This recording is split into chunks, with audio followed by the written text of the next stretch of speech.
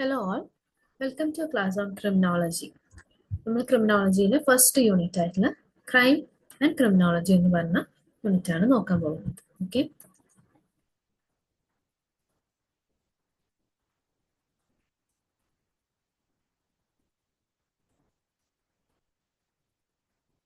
Okay. First of all crime എന്താണെന്ന് നോക്കാം. Crime എന്ന് പറഞ്ഞാൽ കുറ്റകൃത്യം എന്നുള്ള അർത്ഥമാണ് വരുന്നത്. ക്രൈം എന്ന് പറയുന്നത് ഒരു സമൂഹത്തിൽ, ഒരു സൊസൈറ്റിയിൽ എല്ലാ കാലത്തും നിലനിൽക്കുന്ന ഒരു കാര്യമാണ്. It varies in form and severity.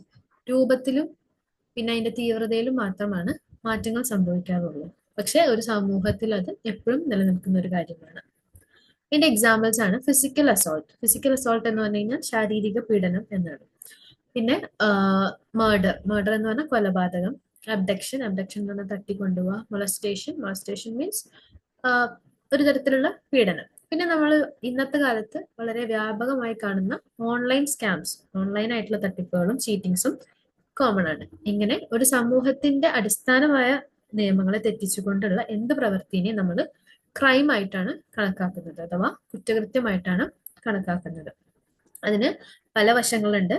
Legal ആയിട്ടുള്ള വശങ്ങളിൽ കൂടെ ഒരു ക്രൈം നടക്കാം, മോറൽ ആയിട്ടുള്ള വശങ്ങളിൽ കൂടെ ഒരു ക്രൈം നടക്കാം. മോറലായി നടക്കുന്ന വിഷയങ്ങൾ നമ്മൾ സിൻഫുൾ എന്നാണ് പറയുക, അഥവാ സിൻ എന്ന് പറയുമ്പോൾ എന്താണ്?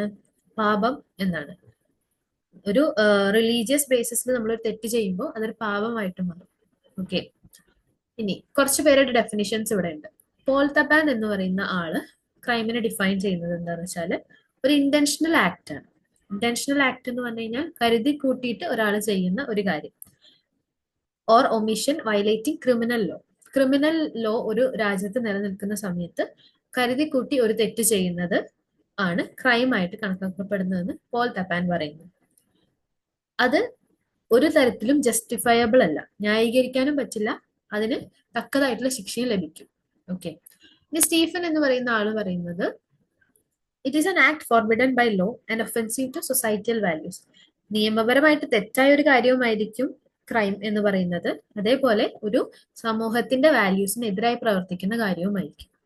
അങ്ങനെയാണ് ക്രൈം ഉണ്ടാവുന്നതെന്ന് സ്റ്റീഫൻ പറയുന്നത്. പോൾ തബാൻ പറയുന്നത് അത് കരുതി കൂട്ടിയ ഒരു ആക്ട് ആണെന്നും, സ്റ്റീഫൻ പറയുന്നത് നിയമത്തെ അല്ലെങ്കിൽ ഒരു സമൂഹത്തിന്റെ വാല്യൂസിനെ തെറ്റിച്ചുകൊണ്ടുള്ള എന്തും ഒരു ക്രൈം ആയിട്ട് കണക്കാക്കപ്പെടുന്നതാണ്. റഫാലെ പറയുന്നത് ഒരു സോഷ്യോളജിക്കൽ വ്യൂവിൽ നിന്നാണ്. ഇവിടെ ബേസിക് ഹ്യൂമൻ സെന്റിമെന്റ്സിന് എതിരായിട്ടുള്ള എന്ത് കാര്യവും ക്രൈമാണ്. അതായത് ഒരു പ്രായമായ ആളെ ഉപദ്രവിക്കുക എന്ന് പറയുന്നത് തെറ്റായ ഒരു കാര്യമാണ്. അതിൽ ഏറ്റവും കൂടുതൽ പ്രധാനപ്പെട്ട് നിൽക്കുന്ന കാര്യം എന്ന് പറയുന്നത് അയാൾക്ക് പ്രായമായി എന്നുള്ളതും, പ്രായമായ ആളുകളെ ഉപദ്രവിക്കാൻ പാടില്ല എന്നുള്ള ഒരു ഹ്യൂമൻ സെന്റിമെന്റ് ഉണ്ട്. അവിടെ പ്രശ്നം വരുമ്പോഴാണ് അതൊരു സോഷ്യോളജിക്കൽ വ്യൂ പോയിന്റ് ആയി മാറുന്നത്. റഫാലെ ആണ് അങ്ങനെ ഒരു ഇൻട്രൊഡക്ഷൻ കൊടുത്തിട്ടുള്ളത്. ഓക്കെ, ഇനി ക്രിമിനോളജി എന്താണ്? ക്രിമിനോളജി എന്ന് പറഞ്ഞാൽ ഒരു ഇന്റർ ഡിസിപ്ലിനറി സയൻസ് ആണ്, ഒരു ശാസ്ത്രമാണ്. 3 തരത്തിലുള്ള സബ്ജക്റ്റുകളിൽ നിന്നും ഉള്ള നോളജ് കമ്പൈൻ ചെയ്തിട്ടാണ് ക്രിമിനോളജി എന്ന് പറയുന്ന ഒരു സയൻസ് ആവുന്നത്. Sociology, psychology and law. Okay, criminology എന്ന് പറയുന്ന ടേം കോയിൻ ചെയ്തിട്ടുള്ളത് റഫാലെ ഗാരഫാലോ എന്ന് പറയുന്ന ആളാണ്. 1885 1885 ക്രിമിനോളജിയ എന്നുള്ള ഒരു പേരിലാണ് അത് അറിയപ്പെടുന്നത്. പിന്നെ പോൾ എന്ന് പറയുന്ന ആള് അതിനെ മാറ്റിയിട്ട് ക്രിമിനോളജി എന്നുള്ള ഒരു മീനിങ് കൊണ്ടുവന്നിട്ടുണ്ട്. ഇനി ഇതിന്റെ നേച്ചർ ആൻഡ് പേർപ്പസ് എന്താണ്? നേച്ചർ എന്ന് പറഞ്ഞു കഴിഞ്ഞാൽ എങ്ങനെയാണ് ക്രിമിനോളജി വർക്ക് ചെയ്യുന്നത്, പേർപ്പസ് എന്ന് പറഞ്ഞാൽ അതുകൊണ്ട് എന്താണ് ഉദ്ദേശിക്കുന്നത്. നേച്ചർ എന്ന് പറഞ്ഞു കഴിഞ്ഞാൽ ക്രൈം കോസേഷൻ ആണ്. ക്രൈം കോസേഷൻ എന്ന് പറഞ്ഞു കഴിഞ്ഞാൽ ഒരു കുറ്റം എങ്ങനെ സംഭവിച്ചു, പിന്നെ analysis and prevention of crime. ആ കുറ്റത്തെ നമുക്ക് എങ്ങനെ തടുത്തു നിർത്താം, പിന്നെ അതിനെ പറ്റിയിട്ട് ഡീറ്റെയിൽ ആയിട്ട് അനലൈസ് ചെയ്യുക, പഠിക്കുക. ഒരു കുറ്റം ഉണ്ടാവാനുള്ള കാരണം എന്താണ്, അതിൽ എന്തൊക്കെയാണ് ഇൻവോൾവ് ആയിട്ടുള്ളത്, പിന്നെ അതെങ്ങനെ തടുത്തു നിർത്താം. ഈ കാര്യങ്ങളൊക്കെയാണ് ക്രിമിനൽ സയൻസിൽ അല്ലെങ്കിൽ ക്രിമിനോളജിയിൽ കൂടുതലായിട്ടും പഠിക്കുന്നത്. ഇനി ഇതിന്റെ ലീഗൽ ആയിട്ടുള്ള വശം പറയുകയാണെങ്കിൽ 2 തരത്തിലാണ്. 2 തരത്തിലുള്ള കോർ ലീഗൽ പ്രിൻസിപ്പിൾസ് ഉണ്ട്. ഒന്ന് നല്ലം ക്രിമൻ സൈൻ ലെഗ എന്ന് വെച്ചാൽ നോ ക്രൈം വിത്തൗട്ട് ലോ, നിയമം ഇല്ലാതെ ഒരു തെറ്റും സംഭവിക്കുന്നില്ല. പിന്നെ നല്ലം ഹൊയന സൈൻ ലെഗ എന്ന് പറഞ്ഞാൽ നോ പണിഷ്മെന്റ് വിത്തൗട്ട് ലോ, നിയമം ഇല്ലാതെ ഒരു തെറ്റും സംഭവിക്കുന്നില്ല, നിയമമില്ലാതെ ഒരു ശിക്ഷയും നടപ്പാക്കില്ല. അങ്ങനെയാണ്. അപ്പൊ നിയമം ആണ് എന്തിന്റെയും ബേസ് എന്ന് പറയുന്നത്. ഓക്കെ. ഇനി branches of criminal science. Criminal സയൻസിന്റെ പല ബ്രാഞ്ചസ് ആണ്: criminology, penology, criminal biology, criminal sociology, criminal psychology, criminal anthropology. ക്രിമിനോളജിയിൽ ഒരു ക്രൈം നടക്കാനുള്ള കാരണം അതെങ്ങനെ കൺട്രോൾ ചെയ്യാന്നാണ്. ഫെനോളജിയിൽ വരുന്നത് കസ്റ്റഡി, ട്രീറ്റ്മെന്റ്, പ്രിവെൻഷൻ എന്ന് പറയുന്ന കാര്യങ്ങളാണ്. ക്രിമിനൽ ബയോളജി എന്ന് പറഞ്ഞു കഴിഞ്ഞാൽ ബയോളജിക്കൽ ആയിട്ടുള്ള കാരണം കൊണ്ട് ഒരു ക്രൈം നടക്കുന്നുണ്ടോ. പിന്നെ ക്രിമിനൽ സോഷ്യോളജി എന്ന് പറഞ്ഞു കഴിഞ്ഞാൽ സോഷ്യൽ ആയിട്ടുള്ള, സാമൂഹികപരമായിട്ടുള്ള ചുറ്റുപാടുകൾ കൊണ്ട് ഒരു ക്രൈം നടക്കുന്നുണ്ടോ. സൈക്കോളജി എന്ന് പറഞ്ഞു കഴിഞ്ഞാൽ ഒരാളുടെ പേഴ്സണാലിറ്റി, അതായത് ഒരാളുടെ സ്വഭാവ രീതി കൊണ്ടും അയാളുടെ ക്യാരക്ടർ കൊണ്ടും അയാളുടെ ഉള്ളിലുള്ള ഇമോഷണൽ കാരണങ്ങൾ കൊണ്ടും ഒരു ക്രൈം നടക്കുന്നുണ്ടോ. അതേപോലെ ക്രിമിനൽ ആന്ത്രോപോളജി ഒരാളുടെ ഫിസിക്കൽ സ്ട്രക്ചർ കൊണ്ട്, ഓക്കെ, ഒരാളുടെ സ്വഭാവ രീതികൾ കൊണ്ടും നടക്കുന്നുണ്ടോ എന്നുള്ളത്.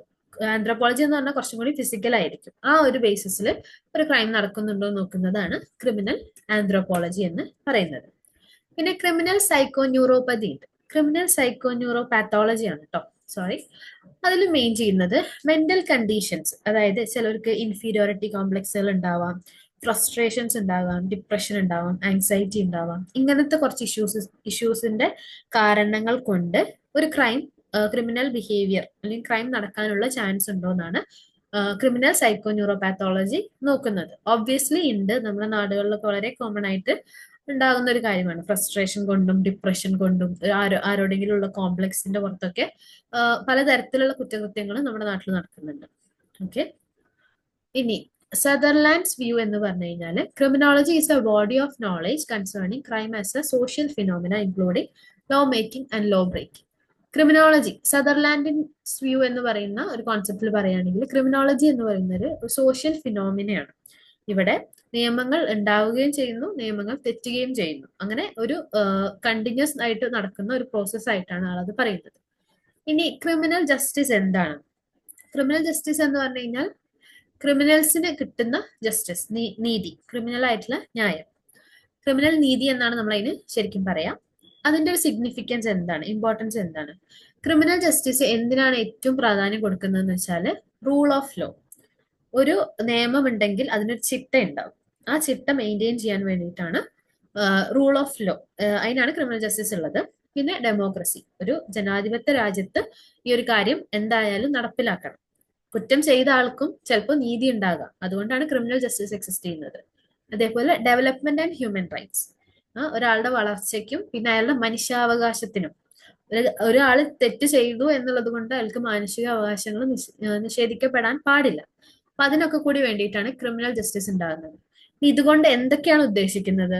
ഒന്ന്, prevention and control of crime, ഒരു കുറ്റകൃത്യം പരമാവധി നടക്കാണ്ടിരിക്കുക എന്നുള്ളതും അതിനെ കൺട്രോൾ ചെയ്ത് നിർത്തുക എന്നുള്ളതാണ് ഇതിന്റെ ഏറ്റവും പ്രധാന ഒബ്ജക്റ്റീവ് ആയിട്ട് വരുന്നത്. പിന്നെ മെയിൻ്റനൻസ് ഓഫ് പബ്ലിക് ഓർഡർ, ഒരു പൊതുവ്യവസ്ഥ അല്ലെങ്കിൽ ഒരു പൊതുചിട്ട മെയിൻറ്റെയിൻ ചെയ്യാൻ വേണ്ടിയിട്ടും പ്രൊട്ടക്ഷൻ ഓഫ് വിക്ടിംസ് റൈറ്റ്സ്, അതായത് ഇതിന് ഇരയായിപ്പെടുന്ന ഒരാളുണ്ടാവുമല്ലോ, ആളുടെ അവകാശങ്ങളെ പ്രൊട്ടക്ട് ചെയ്യാൻ വേണ്ടിയിട്ടും. പിന്നെ punishment and rehabilitation of offenders, കുറ്റകൃത്യം ചെയ്ത ആൾക്കുള്ള ശിക്ഷയും അയാളുടെ പുനരധിവാസവും കൂടിയിട്ട് നോക്കാൻ വേണ്ടിയിട്ടും ക്രിമിനൽ ജസ്റ്റിസ് നമ്മളെ ഹെൽപ്പ് ചെയ്യുന്നുണ്ട്. പിന്നെ protection of life and property, ഒരു കുറ്റം ചെയ്ത ആളുടെ ഇനി അങ്ങോട്ടുള്ള ജീവിതവും അയാളുടെ പക്കലുള്ള സ്വത്തുക്കളുടെ കാര്യങ്ങളും ഡീൽ ചെയ്യാൻ വേണ്ടിയിട്ടും ക്രിമിനൽ ജസ്റ്റിസ് നമ്മളെ ഹെൽപ്പ് ചെയ്യുന്നതാണ്. ഇനി ഈ കുറ്റകൃത്യത്തിന് എതിരെയായിട്ടുള്ള ജസ്റ്റിസ് മെയിൻറ്റെയിൻ ചെയ്യുന്ന കുറച്ച് ലോസ് ഉണ്ട്. അതായത് ഈ ക്രിമിനൽ ജസ്റ്റിസ് എന്ന് പറയുന്ന കാര്യം ചില നിയമങ്ങൾ കൊണ്ടാണ് നടപ്പിലാകുന്നത്. ഇന്ത്യൻ നിയമങ്ങളായ Indian penal code IPC, criminal procedure code CRPC, Indian evidence act, the police act, അതുപോലെ പ്രിസൺ ആക്ട്. ഓക്കെ, ഈ വക ആക്ടുകൾ ആണ്, ഈ വക നിയമങ്ങളാണ് ഈ ക്രിമിനൽ ജസ്റ്റിസ് എന്ന് പറയുന്ന ആ ഒരു ലോ പുറത്തേക്ക് കൊണ്ടുവരാൻ സഹായിക്കുന്നത്. ഇനിയാണ് sub systems of the criminal justice system. ഉപവ്യവസ്ഥകളാണ് കേട്ടോ പറയുന്നത്. ആദ്യത്തേത് legislative sub system. Legislative sub system എന്ന് പറഞ്ഞാൽ ഒരു രാജ്യത്തിന് നിയമങ്ങൾ ഉണ്ടാക്കുന്നത് ഇവരായിരിക്കും. ഇത് നമ്മുടെ കോൺസ്റ്റിറ്റ്യൂഷനിൽ ഇതിന്റെ ക്രൈംസ് എന്താണ്, ഇതിന്റെ പണിഷ്മെന്റ്സ് എന്താണെന്നൊക്കെ മുന്നേ കൂട്ടിയിട്ട് എഴുതി വെച്ചിട്ടുണ്ടാകും. ഒരു രാജ്യത്തിന്റെ നിയമങ്ങളെ നടപ്പിലാക്കുന്നതാണ് ലെജിസ്ലേറ്റീവ് സബ്സിസ്റ്റം എന്ന് പറയുന്നത്. പിന്നെ ഇൻവെസ്റ്റിഗേറ്റീവ് സബ്സിസ്റ്റം കുറ്റാന്വേഷണ സബ്സിസ്റ്റമാണ്. അത് ഉപവ്യവസ്ഥയാണിത്. ഇവിടെ ഇറ്റ് ഇൻവെസ്റ്റിഗേറ്റ്സ് ഒഫൻസസ്. ഒരു കുറ്റമുണ്ടായാൽ അത് അന്വേഷിക്കുക, പിന്നെ അത് ചെയ്ത ആളെ കോടതിയുടെ മുമ്പിൽ കൊണ്ടുവരിക. അതുപോലെ അഡ്ജുക്കേറ്ററി സബ്സിസ്റ്റം ആണ് അടുത്തത്. അഡ്ജുക്കേറ്ററി സബ്സിസ്റ്റത്തിൽ വരുന്നത് ഇവര്, അതായത് ആ കുറ്റം ചെയ്ത് ആളെ കോടതിയുടെ മുമ്പിൽ കൊണ്ടുവന്നതിന് ശേഷം അതിനെ കുറിച്ചിട്ടുള്ള ബാക്കി അന്വേഷണങ്ങൾ നടത്തുന്നത് അഡ്ജുക്കേറ്ററി സബ്സിസ്റ്റം ആണ്. അവിടെ അവര് ട്രയലുകൾ നടത്തും. ഓക്കെ, അതായത് കോടതിയിൽ ഉണ്ടാകുന്ന വിധികൾ ഉണ്ടാകും. അതേപോലെ എവിഡൻസുകൾ, നമ്മൾ എവിഡൻസ് വെക്കുന്നു, സാക്ഷികളെ സമർപ്പിക്കുന്നു. പിന്നെ അയാൾ ആ ചെയ്ത കുറ്റത്തിന് എന്ത് തെറ്റാണോ, അല്ല, അയാൾ ചെയ്ത ആ തെറ്റിന് എന്ത് ശിക്ഷയാണോ കൊടുക്കാനുള്ളത് അതും അവിടെ നടപ്പിലാക്കപ്പെടുകയാണ് ചെയ്യുന്നത്. പിന്നെ കറക്ഷണൽ സബ്സിസ്റ്റം ആണുള്ളത്. തിരുത്ത എന്നുള്ള ഒരു കോൺസെപ്റ്റ് ആണ്. ഇത് കസ്റ്റഡി മാനേജ്മെന്റിനെ ഹെൽപ്പ് ചെയ്യുന്നുണ്ട്. അതായത് ആ ക്രൈം ചെയ്ത് അതിനുള്ള പണിഷ്മെന്റും വിധിച്ചതിന് ശേഷം ഉണ്ടാകുന്ന കസ്റ്റഡിയും, പിന്നെ അതിനുശേഷം അയാൾക്ക് ഉണ്ടാകുന്ന ട്രീറ്റ്മെന്റും, പിന്നെ ഉള്ള പുനരധിവാസവും കാര്യങ്ങളൊക്കെ നോക്കി നടത്തുന്നത് ഈ സബ്സിസ്റ്റം ആണ്. ഇനി difference between sin, crime, vice and wrong. Sin എന്ന് പറഞ്ഞു കഴിഞ്ഞാൽ പാപം, ക്രൈം എന്ന് പറഞ്ഞാൽ കുറ്റകൃത്യം, വൈസ് ആൻഡ് റോങ് എന്ന് പറഞ്ഞു കഴിഞ്ഞാൽ ശരിയും തെറ്റും. ഓക്കെ, ഇത് തമ്മിൽ എന്താണ് വ്യത്യാസം എന്നാണ്. സിൻ എന്ന് പറഞ്ഞു കഴിഞ്ഞാൽ പാപമാണെന്ന് പറഞ്ഞു. പാപം എപ്പോഴാണ് നടക്കുക? ഒരു മതത്തിന്റെയോ അല്ലെങ്കിൽ ഒരു വിശ്വാസത്തിന്റെയോ നിയമങ്ങളെ തെറ്റിക്കുമ്പോഴാണ് നിങ്ങളൊരു പാപിയായിട്ട് മാറുക. ഓക്കെ, അതേസമയം ക്രൈം എന്ന് പറഞ്ഞാൽ അങ്ങനെയല്ല. ക്രൈം എന്ന് പറഞ്ഞു കഴിഞ്ഞാൽ ഒരു നീതിന്യായ വ്യവസ്ഥ ഉണ്ടാവും ഏതൊരു സ്ഥലത്തിനും, ഒരു രാജ്യത്തിനോ ഒരു സംസ്ഥാനത്തിനോ അല്ലെങ്കിൽ നമ്മളുള്ള ഏതൊരു സ്ഥലത്തിനും ഒരു നീതിന്യായ വ്യവസ്ഥ ഉണ്ടാവും. അതിലത്തെ നിയമങ്ങളെ തെറ്റിക്കുമ്പോൾ അത് ക്രൈമായിട്ട് മാറും. മറ്റേതെന്ന് പറഞ്ഞു കഴിഞ്ഞാൽ ഒരു റിലീജിയസ് സ്പിരിച്വൽ ആസ്പെക്ട് എന്നാണ്. ഇതെന്ന് പറഞ്ഞു കഴിഞ്ഞാൽ ഒരു നിയമപരമായിട്ടുള്ള ആസ്പെക്ട് എന്ന് ആണ് പറയുന്നത്. ഓക്കെ, ഇനി നെക്സ്റ്റ് ക്രിമിനോളജി. ഇതിനെ പറ്റിയിട്ട് എന്താണ് കൂടുതലായിട്ട് പറയുന്നത്? ക്രിമിനോളജിയിൽ കൂടുതലായിട്ട് എൻഫോഴ്സ് ചെയ്യുന്ന കോൺസെപ്റ്റ് എന്ന് പറഞ്ഞു കഴിഞ്ഞാല് criminology studies how this concept enforces social control. ഒരു സാമൂഹിക ചിട്ട അല്ലെങ്കിൽ ഒരു സാമൂഹിക കൺട്രോൾ എങ്ങനെ നമുക്ക് സമൂഹത്തിനെ നമുക്ക് എങ്ങനെ കൺട്രോൾ ചെയ്ത് നിർത്താം ഈ ഒരു കോൺസെപ്റ്റ്സ് ഉള്ളത് കൊണ്ട്. ഇപ്പോൾ നമ്മുടെ നാട്ടിൽ ഒരുപാട് അല്ലെങ്കിൽ നമ്മുടെ സമൂഹത്തിൽ ഒരുപാട് കാര്യങ്ങൾ, തെറ്റുകൾ നടക്കാതിരിക്കുന്നത് ആളുകൾക്ക് അത് ഒന്നില്ലെങ്കിൽ ഒരു പാവമായിരിക്കും, അല്ലെങ്കിൽ അതൊരു കുറ്റകൃത്യമായി ആണെന്ന് അറിയുന്നത് കൊണ്ടായിരിക്കണം, അല്ലെങ്കിൽ അതിലുള്ള ഒരു തെറ്റും ശരിയും മനസ്സിലാക്കാൻ കഴിയുന്നതുകൊണ്ടായിരിക്കും. അപ്പൊ ക്രിമിനോളജി പഠിക്കുന്നത് ഇതെങ്ങനെയാണ് ഒരു സമൂഹത്തിന് കൺട്രോൾ ചെയ്യുന്നത്, മെയിൻറ്റെയിൻ പവർ ഡൈനാമിക്സ്, ഒരു സമൂഹത്തിലെ പല തട്ടുകളിലായിട്ടുള്ള ശക്തികളെ ഡിസ്ട്രിബ്യൂട്ട് ചെയ്യുന്നത് എങ്ങനെയാണ് എന്ന് ക്രിമിനോളജി പഠിക്കുന്നുണ്ട്. ഓക്കെ, പിന്നെ മാർജിനലൈസ് സർട്ടൻ ഗ്രൂപ്സ്, അതായത് ചില പ്രത്യേക വിഭാഗങ്ങളെ മാറ്റി നിർത്താൻ ഈ കാര്യങ്ങൾ ഉപയോഗിക്കുന്നുണ്ടോ ആളുകൾ എന്നും ക്രിമിനോളജി പഠിക്കുന്നുണ്ട്. ക്രിമിനോളജിസ്റ്റുകളായിട്ടുള്ള ആളുകൾ explores how societies define, regulate and punish deviance. Deviance എന്ന് പറഞ്ഞു കഴിഞ്ഞാൽ ഒരു സ്വഭാവ രീതി, ഒരു സമൂഹത്തിന്റെ ഒരു സ്വഭാവ രീതിയിൽ നിന്നും വ്യത്യസ്തമായിട്ട് ഒരു കാര്യം ഒരാൾ ചെയ്തു കഴിഞ്ഞാൽ അതിനെ ഒരു സമൂഹം എങ്ങനെ സ്വീകരിക്കുന്നു, അത് എങ്ങനെ ആ തെറ്റിനെ സമൂഹം സ്വീകരിക്കുന്നു, അതിനെങ്ങനെ ശിക്ഷിക്കുന്നു, പിന്നെ അത് ആ സമൂഹത്തിൽ എങ്ങനെയാണ് പരന്നു കിടക്കുന്നത് എന്നൊക്കെ നോക്കുന്നതാണ് ഒരു ക്രിമിനോളജിസ്റ്റിന്റെ മെയിൻ ആയിട്ടുള്ള ഒരു ഡ്യൂട്ടി എന്ന് പറയുന്നത്. അപ്പം ഇതാണ് മെയിൻ ആയിട്ട് സിന്നും ക്രൈമും തമ്മിലുള്ള വ്യത്യാസം. പിന്നെ ഡീവിയൻസ് എന്താണെന്നാണ്. ഡീവിയൻസ് എന്ന് പറഞ്ഞു കഴിഞ്ഞാൽ വ്യതിചലനം എന്നുള്ള അർത്ഥമാണുള്ളത്. Behaviours that violate social norms. സാമൂഹികപരമായിട്ടുള്ള കാര്യങ്ങളിൽ നിന്നും വ്യതിചലനം സംഭവിക്കുന്നുണ്ടെങ്കിൽ, സാമൂഹികപരമായിട്ടുള്ള വാല്യൂസിൽ നിന്നും എക്സ്പെക്ടേഷൻസിൽ നിന്നും പ്രതീക്ഷകളിൽ നിന്നൊക്കെയുള്ള മാറിയിട്ട് ഒരാൾ ഒരു കാര്യം ചെയ്യുമ്പോൾ അത് ഡീവിയൻസ് ആയിട്ട് വരും. രണ്ട് ടൈപ്പിലുള്ള ഡീവിയൻസ് ഉണ്ട്. ഫോർമൽ ഡീവിയൻസും ഉണ്ട്, ഇൻഫോർമൽ ഡീവിയൻസും ഉണ്ട്.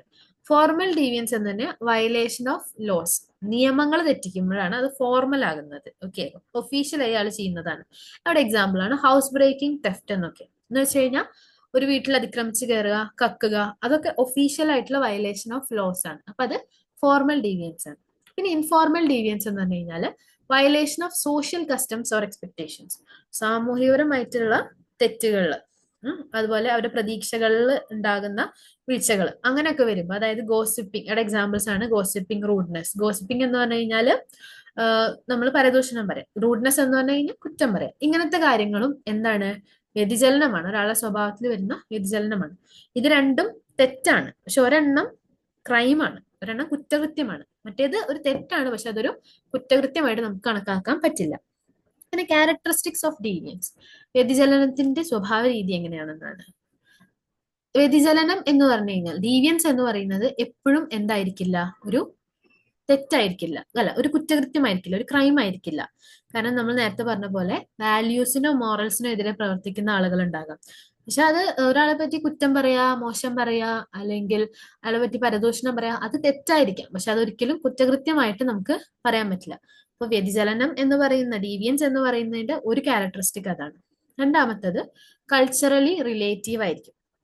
പല സൊസൈറ്റിയിലും പല രീതിയിലായിരിക്കും ആ ഒരു കാര്യം ഉണ്ടാകാം. ഇപ്പം പബ്ലിക് ഡിസ്പ്ലേ ഓഫ് അഫെക്ഷൻ, അതായത് ഒരു പൊതുസ്ഥലത്ത് രണ്ടാളുകൾ തമ്മിൽ ഉള്ള ഒരു അഫെക്ഷൻ അവർ പല രീതിയിൽ പ്രകടിപ്പിക്കും. ചില സ്ഥലങ്ങളിൽ അത് അക്സെപ്റ്റബിൾ ആയിരിക്കും, ചിലയിടത്ത് അതിന് ഒരുപാട് എതിർപ്പുകൾ ഉണ്ടാകും. അപ്പോൾ അവിടെ ചെയ്യുന്നത് തെറ്റാണോ ശരിയാണോ, അവരുടെ സ്വഭാവത്തിൽ ഉണ്ടാകുന്ന ആ വ്യതിചലനം ചില സ്ഥലത്ത് കൾച്ചറലി അക്സെപ്റ്റബിൾ ആയിരിക്കും, ചിലയിടത്ത് അങ്ങനെ ആവില്ല. അതും ഇതിന്റെ ഒരു ക്യാരക്ടറിസ്റ്റിക് ആണ്. പിന്നെ ടൈം ബൗണ്ട് ആണ്. ടൈം ബൗണ്ട് എന്ന് പറഞ്ഞു കഴിഞ്ഞാൽ ചില സ്വഭാവത്തിൽ ഉണ്ടാകുന്ന വ്യതിചലനങ്ങൾ ചില കാലത്ത് അക്സെപ്റ്റബിൾ ആയിരിക്കും, ചില കാലത്ത് അത് അങ്ങനെ ആയിരിക്കില്ല. പണ്ട് കാലത്ത് അക്സെപ്റ്റബിൾ അല്ലാത്ത ഒരുപാട് കാര്യങ്ങൾ ഇന്നത്തെ കാലത്ത് അക്സെപ്റ്റബിൾ ആണ്, അതാണ് അവിടെ പറയുന്നത്. ഈ ഡെലിക്വൻസി എന്താണ്? ഡെലിക്വൻസി എന്ന് പറയുന്നത് കുറ്റകൃത്യമാണ്, പക്ഷെ അത് മൈനേഴ്സ് അല്ലെങ്കിൽ യൂത്ത് ആയിട്ടുള്ള ചെറുപ്പക്കാർ ചെയ്യുന്ന കുറ്റകൃത്യങ്ങളെയാണ് നമ്മൾ ഡെലിക്വൻസി എന്ന് പറയുന്നത്. ജുവനൈൽ ഡെലിക്വൻസി എന്ന് പറഞ്ഞു കഴിഞ്ഞാൽ 18 വയസ്സിന് താഴെയുള്ള ആളുകൾ ചെയ്യുന്ന കുറ്റകൃത്യങ്ങൾ. അത് ചിലപ്പോൾ വയലന്റ് ആയിട്ടുള്ളതാകാം, നോൺ വയലന്റ് ആയിട്ടുള്ള. വയലന്റ് എന്ന് പറയുമ്പോൾ മർഡർ, റേപ്പ് എന്നൊക്കെ. നോൺ വയലന്റ് എന്ന് പറയുമ്പം ചെറിയ തെറ്റുകളാണ് കൂടുതലും, അത്രയും വയലൻസ് ഇൻവോൾവ് ആവാത്തത്.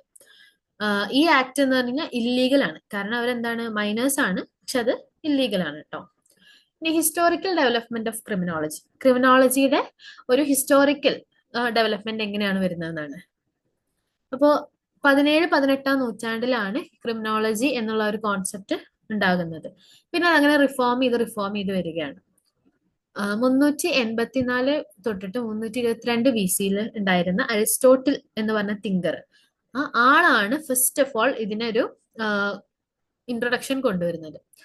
ആള് പറയുന്നത് ഒരു ക്രൈം നടക്കുന്നത് ദാരിദ്ര്യം ഉള്ളത് കൊണ്ടായിരിക്കാം. Okay, poverty with crime and rebellion, ദാരിദ്ര്യത്തിന് എന്തില് ലിങ്ക് ഉണ്ട്, ഒരു കുറ്റകൃത്യം ചെയ്യുന്നതിന് ലിങ്ക് ഉണ്ടെന്നാണ് പറയുന്നത്. Religious believers blame crime on human needs, sins and satanic influence. മതപരമായിട്ട് വിശ്വാസമുള്ളവർ എന്ത് പറയുന്നു, സൈത്തനിക് ആയിട്ടുള്ള അല്ലെങ്കിൽ സാത്താന്റെ പാത പിൻപറ്റുന്നവരാണ് ഇങ്ങനത്തെ കാര്യങ്ങൾ ചെയ്യും എന്നുള്ളതാണ്. അപ്പൊ ഇത് പണ്ടത്തെ ഒരു കോൺസെപ്റ്റ് എന്നാണ്, ഹിസ്റ്റോറിക്കൽ കോൺസെപ്റ്റ് ഇങ്ങനെ മാറി മാറിയിട്ട് ക്രിമിനോളജിയുടെ സ്റ്റാറ്റസ് മാറുന്നുണ്ട്. ഇനി ക്രിമിനോളജിക്കൽ സ്കൂൾസ് ഓഫ് തോട്ട്. ഓക്കെ, പല ചിന്തകർക്കും പല രീതിയുണ്ട് ക്രിമിനോളജിയിൽ. ക്ലാസിക്കൽ സ്കൂൾ എന്ന് പറയുന്ന ഒരു സ്കൂളുണ്ട്. ഇത് കണ്ടുപിടിച്ചിട്ടുള്ളത് സീസർ ബെക്കാരെ എന്ന് പറയുന്ന ഒരാളാണ്. സീസർ ബെക്കാരെ ഉണ്ട്, ജെർമി വെൻഹാം ഉണ്ട്. ഇവര് വിശ്വസിക്കുന്നത് humans are rational and weigh pros and cons before committing crimes. Law should deter crime through proportion and certain punishment. എന്ന് വെച്ചാൽ മനുഷ്യന്മാർ എന്ന് പറയുന്നത് തെറ്റും ശരിയും മനസ്സിലാക്കിയതിനു ശേഷം ഒരു കുറ്റകൃത്യം ചെയ്യുന്ന ജീവികളാണ്, അല്ലെങ്കിൽ അവർക്ക് അതിനുള്ള കഴിവുണ്ട്. അപ്പൊ അവർക്ക് കൊടുക്കുന്ന ശിക്ഷയും എങ്ങനെയായിരിക്കണം, അതേപോലെ ആയിരിക്കണം. അവര് മനഃപൂർവ്വം അറിഞ്ഞുകൊണ്ട് അതിന്റെ തെറ്റും ശരിയും മനസ്സിലാക്കി ഒരു കുറ്റം ചെയ്യുമ്പോൾ അതിന് കൊടുക്കുന്ന പണിഷ്മെന്റും ആ ഒരു പ്രൊപ്പോർഷനിൽ തന്നെ ആയിരിക്കണം, ആ നിയമങ്ങൾ അങ്ങനെ ആയിരിക്കണം എന്നാണ് ക്ലാസിക്കൽ ഫൗണ്ടേഴ്സ് പറയുന്നത്. പിന്നെ പോസിറ്റീവ് സ്കൂൾ പറയുന്നത് എന്താണ്, ക്ലാസിക്കൽ സ്കൂളാണ് കേട്ടോ ഇങ്ങനത്തെ ഒരു വീക്ഷണം പറയുന്നത്. ക്ലാസിക്കൽ എന്ന് പറയുമ്പോൾ ഒരു ഓൾഡ് പഴയ രീതിയാണ്. ഒരാളെ എന്ത് തെറ്റ് അറിഞ്ഞുകൊണ്ട് അയാളൊരു തെറ്റ് ചെയ്യുമ്പോൾ അതിനനുസരിച്ച് ഒരു ശിക്ഷ അയാൾക്ക് കൊടുക്കണം എന്ന് പറയും. പോസിറ്റീവ് സ്കൂൾ എന്താ പറയുന്നത്, shift from moral to scientific explanation. Cesare Lombroso എന്ന് പറയുന്ന ആള് പറയുന്നത് സയന്റിഫിക് ആയിട്ടുള്ള എക്സ്പ്ലനേഷൻ കൊടുക്കാൻ ശ്രമിക്കുക നമ്മൾ എന്തിന്, കുറ്റകൃത്യം ചെയ്യുന്നതിന്. Criminals have biological and psychological trait. Crime is caused by external factors, not just free will. അപ്പൊ ആദ്യം പറഞ്ഞ സ്കൂളിന്റെ ആ ചിന്താഗതിയെ കംപ്ലീറ്റ്ലി റിജക്ട് ചെയ്യാണ് പോസിറ്റീവ് സ്കൂൾ ചെയ്യുന്നത്. അവർ പറയുന്നത് ഒരു ക്രിമിനലിന് സൈക്കോളജിക്കൽ ആൻഡ് ബയോളജിക്കൽ ആയിട്ടുള്ള ക്യാരക്ടേഴ്സ് ഉണ്ട്. ആരും അറിഞ്ഞുകൊണ്ട് ഒരു ക്രൈം ചെയ്യില്ല, അല്ലെങ്കിൽ സ്വന്തം ഇഷ്ടപ്രകാരം ഒരു ക്രൈം ചെയ്യില്ല. എന്തൊക്കെയോ എക്സ്റ്റേണൽ ഫാക്ടേഴ്സ് അയാൾ ഇൻഫ്ലുവൻസ് ചെയ്യുന്നതുകൊണ്ട് അയാൾ ഒരു ക്രൈം ചെയ്യുന്നതാണ് പോസിറ്റീവ് സ്കൂൾ പറയുന്നത്. ഇവിടെ സീസർ ലോംബ്രോസോ ആണ്, മറ്റേത് സീസർ ബെക്കാരെ ആണ് കേട്ടോ. ഇനി മോഡേൺ തിയറീസ് ഓഫ് ക്രിമിനോളജി. ഇപ്പൊ ലേറ്റസ്റ്റ് ആയിട്ട് ആധുനികമായിട്ടുള്ള തിയറീസ് ആണ് ഇവിടെ. Criminological thoughts have involve into 3 perspectives. ഇപ്പോഴത്തെ ഒരു സാഹചര്യത്തിൽ 3 പെർസ്പെക്റ്റീവ് ആണ്. Rational choice theory, crime is free, rational choice, deterrence is based on cost benefit analysis. അതിൽ പറയുന്നത് കുറ്റം ചെയ്യാന്നുള്ളത് റേഷണൽ ആണ്, അതായത് യുക്തിയിലെ പുറത്ത് ആളുകൾ ചെയ്യുന്ന ഒരു കാര്യമാണ്, അതിനനുസരിച്ചിട്ടുള്ള ശിക്ഷ ആയിരിക്കണം അവർക്ക് കിട്ടേണ്ടതെന്നാണ് പറയുന്നത്. പിന്നെ deterministic theories, positivist view, crime is caused by external factors, biological, environmental, psychological, changes the idea of free will. Deterministic theories എന്ന് പറഞ്ഞു കഴിഞ്ഞാൽ കരുതി കൂട്ടി നടത്തുന്നതാണ് ക്രൈം എന്ന് പറയുന്നു. അതായത് ഒരാളുടെ ബയോളജിക്കൽ, എൻവിറോൺമെന്റ്, സൈക്കോളജിക്കൽ ഫാക്ടേഴ്സ് കൊണ്ട് ഉണ്ടാകുന്നതാണ് ക്രൈം എന്ന് പറയുന്നത്. It challenges the idea of free will. അപ്പൊ അവര് പറയുന്നത് ഒരാളുടെ ഉള്ളിൽ നിന്ന് ഉണ്ടാകുന്ന ഒരു കാര്യമാണ്, അതിനെ നമുക്ക് എന്തായിട്ട് കണക്കാക്കാൻ പറ്റില്ല, അയാളുടെ സ്വന്തം ഇഷ്ടപ്രകാരം ചെയ്തു എന്നുള്ളത് കണക്കാക്കാൻ പറ്റില്ല. അതിന് കുറെ സാമ്പത്തികപരമായിട്ടോ സാമൂഹികപരമായിട്ടോ മനഃശാസ്ത്രപരമായിട്ടോ ഉള്ള പ്രശ്നങ്ങൾ ഉണ്ടാകുന്നത് കൊണ്ട് ക്രൈം ഉണ്ടാകുന്നു എന്നാണ് ഡിറ്റർമിനിസ്റ്റിക് തിയറീസ് പറയുന്നത്. ഇനി കോൺഫ്ലിക്റ്റ് ആൻഡ് ക്രിട്ടിക്കൽ തിയറീസ് പറയുന്നത് focuses on how law are made and enforced. ഈ തിയറി ഫോക്കസ് ചെയ്യുന്നത് ഒരു നിയമം എങ്ങനെ സൃഷ്ടിക്കപ്പെടുന്നു, അതെങ്ങനെ ഒരു സൊസൈറ്റിയിൽ നമ്മൾ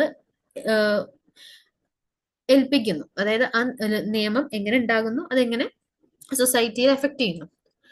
that claim legal systems often favour the powerful and marginalise the poor. അതായത് ലീഗൽ ആയിട്ടുള്ള നിയമങ്ങൾ ഇവർ പറയുന്നത്, കോൺഫ്ലിക്റ്റ് ആൻഡ് ക്രിട്ടിക്കൽ തിയറീസ് എന്ന് പറയുന്ന കോൺസെപ്റ്റിൽ പറയുന്നത് നിയമങ്ങൾ എന്നും പണമുള്ളവനും അതേപോലെ ശക്തിയുള്ളവനും പവറുള്ളവനും ആണ് ബെനിഫിറ്റ് ചെയ്യുക, അത് പാവപ്പെട്ടവർക്ക് എന്നും പ്രശ്നമായിട്ടാണ് വരിക എന്നാണ് പറയുന്നത്. Development in the US early focus. ഇനി യു എസിൽ ഉണ്ടായിരുന്ന 1946 ഉണ്ടായിരുന്ന ഒരു ബേസിക് കാര്യങ്ങളൊക്കെ എങ്ങനെയാണ് നിയമം അടിസ്ഥാനപരമായിട്ട്. Society for the advancement of criminology, അതായത് ഇപ്പോഴത്തെ അമേരിക്കൻ സൊസൈറ്റി ഓഫ് ക്രിമിനോളജി, അവരുടെ മോഡേൺ ഫോക്കസ് എന്ന് പറയുന്നത് scientific crime detection, law enforcement administration, crime prevention strategies. ശാസ്ത്രപരമായിട്ട് ഒരു കുറ്റം എങ്ങനെയാണ് സംഭവിക്കുന്നത്, അതെങ്ങനെ നമുക്ക് അതിനൊരു നിയമം കൊണ്ടുവരാം, അങ്ങനത്തെ കുറ്റങ്ങൾ എങ്ങനെ തടുത്തു നിർത്താം, പ്രിവെന്റ് ചെയ്യാം, ഇത്രയും കാര്യങ്ങളാണ് അമേരിക്കൻ സൊസൈറ്റി ഓഫ് ക്രിമിനോളജിയുടെ മോഡേൺ വ്യൂ ആയിട്ട് വരുന്നത്. ഓക്കെ. ഇനി nature of criminology. Nature of criminology എന്ന് പറഞ്ഞാൽ criminology is a scientific and interdisciplinary field. It focuses on the study of crime. ഒരു കുറ്റത്തെ പറ്റി പഠിക്കുക എന്നുള്ളതാണ് ഇവിടെ മെയിൻ ഫോക്കസ് വരുന്നത്. 2 മെയിൻ ബ്രാഞ്ചസ് ആണുള്ളത്, criminal biology, criminal sociology. Criminal biology എന്ന് പറഞ്ഞാൽ studies the physical and mental constitutes of criminals. ക്രിമിനൽസിന്റെ ഫിസിക്കൽ ആൻഡ് മെന്റൽ കാര്യങ്ങൾ പഠിക്കുന്നതാണ് ക്രിമിനൽ ബയോളജി. ക്രിമിനൽ സോഷ്യോളജി എന്ന് പറഞ്ഞു കഴിഞ്ഞാൽ examine social influence on criminal behaviour. സാമൂഹികപരമായിട്ട് ഒരു ക്രിമിനലിന്റെ ബിഹേവിയറിൽ എന്ത് ഇൻഫ്ലുവൻസ് ആണുള്ളത്. സോ സ്കോപ്പ് ഓഫ് ക്രിമിനോളജി ആണ് ഇത്, മൾട്ടി ഡിസിപ്ലിനറി ഇൻ നേച്ചർ ആണ്.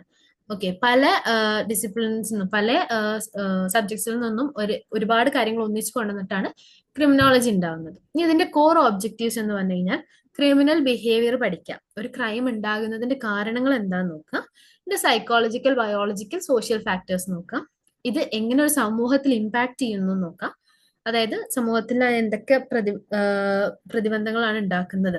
ഒരു വിക്ടിമിനെ പറ്റി പഠിക്കാം, കമ്മ്യൂണിറ്റീസിനെ പറ്റി പഠിക്കാം, ഒരു സൊസൈറ്റീനെ പറ്റി പഠിക്കാം. എന്നിട്ട് ഇത് ചെയ്ത ആളുകളെ നമ്മൾ പുനരധിവസിപ്പിക്കാം, അവരുടെ കാര്യങ്ങൾ നടത്തുന്നതിനാണ് സ്കോപ്പ് ഓഫ് ക്രിമിനോളജി എന്ന് പറയുന്നത്.